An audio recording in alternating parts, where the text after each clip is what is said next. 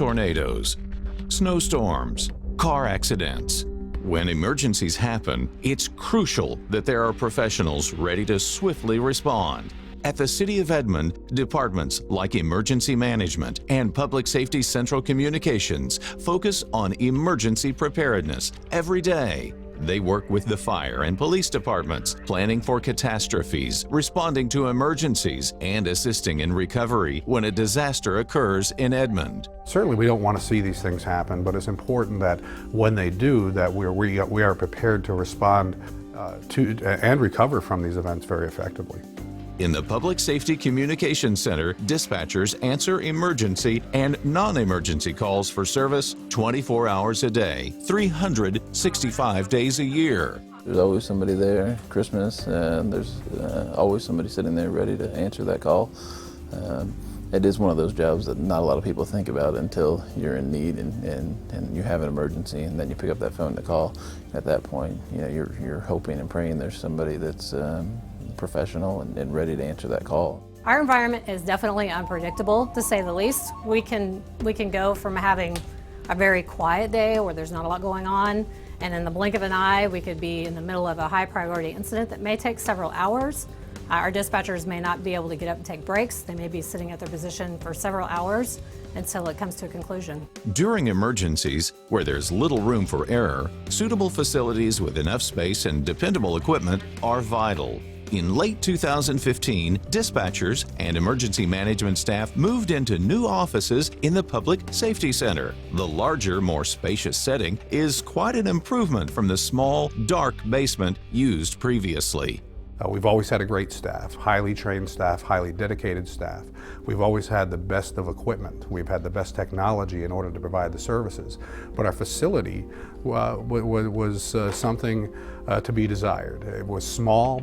We had water intrusion problems. We had pipes that would break. We had issues with electrical power and the redundancy. So the facility was really a challenge to work out of. It took away from the focus of what we needed to do to get done. We were worrying about maintenance issues while we were also dealing with our regular job duties. The current Public Safety Communications Center is 6 times larger than its prior location. The area was designed with room to grow and the ability to add call stations in the future. Unlike the workspace before, the center incorporates natural light from several large windows. Operators are also equipped with ergonomic desks that adjust for sitting or standing. In that job, they are tethered to that position for at least 8 hours.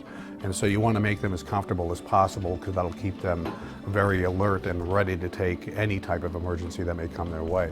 The communication center is equipped with a nearby kitchen and a balcony for an operator who needs a moment of fresh air. There's also a quiet room for dispatchers when they've taken a difficult emergency call. Our quiet room is just a space if we've had dispatchers busy on a really high priority incident.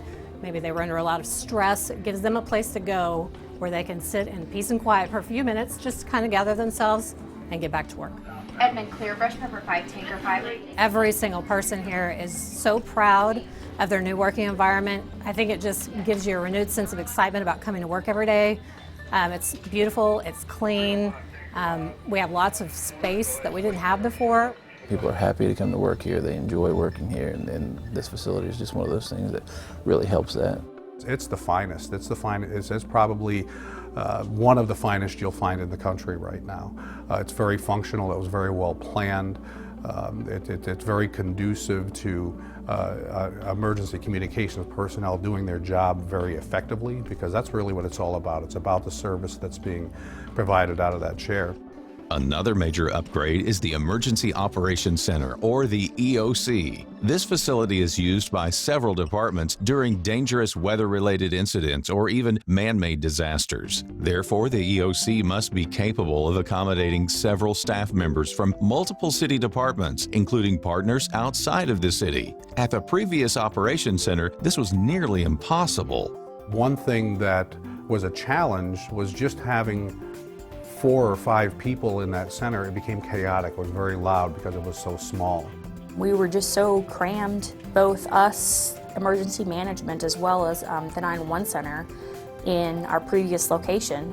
The building that we were in before, the EOC and the 911 Center, we were almost on top of each other, and there just wasn't a lot of room for us to be able to roll up our sleeves and do our job. The new Emergency Operations Center was designed with the help of a public safety specific architect to operate efficiently and alleviate overcrowding. Our main EOC certainly is larger, which allows more emergency service functions to come in during any event to coordinate that event better. But it also has breakout rooms. It has rooms where certain departments or partners can get together and work on projects that are attached to any type of emergency that we're dealing with. We also have a policy room where all the decision makers or the top executives in the city and the organization can get together to make critical decisions during an emergency. And we also have a larger room for our amateur radio operators, who are folks that work behind the scenes that do all of our storm spotting for us and feeding us information when we're in weather-related events. And that's right off the Emergency Operations Center.